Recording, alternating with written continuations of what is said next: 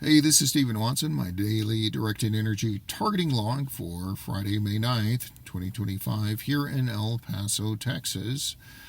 So there was a break in activity early in the day and most of the afternoon, and I noticed some bioeffects, a change in my stool. Normally, it's like a soft or diarrhea stool from the stomach being targeted. But since there was no targeting, it was like the opposite. I had a really hard stool. And I noticed that in the past, whenever there's a break, I tend to, after having lots of diarrhea and soft stool, from the directed energy targeting to the stomach, I'll have a hard stool. Maybe that has to do with dehydration, from microwave attacks, causing incontinence where I'm losing lots of liquid, having to go pee.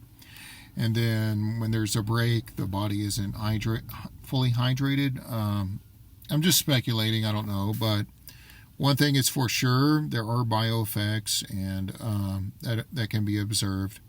And the body, the biological system is affected by directed energy, even if it doesn't show any visible trace, like Raytheon's active denial. That inflicts pain, but it isn't really supposed to show any physical scars or trace.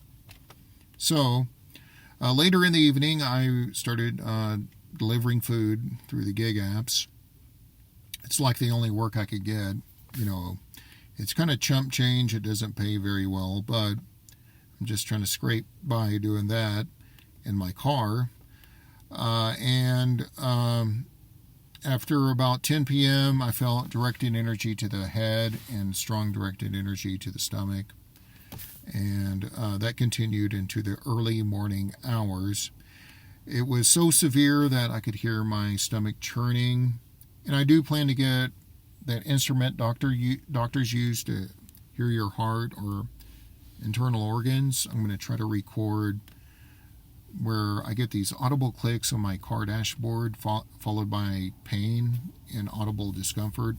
I'm going to try to record them both at the same time, and I think that would be pretty good evidence.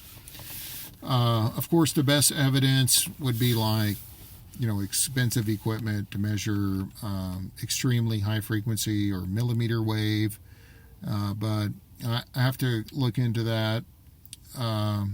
There is Safe and Sound Technologies. They have a millimeter wave meter, which is in the $1,000 range, but it only gets up to 60 gigahertz. It's really intended for 5G towers.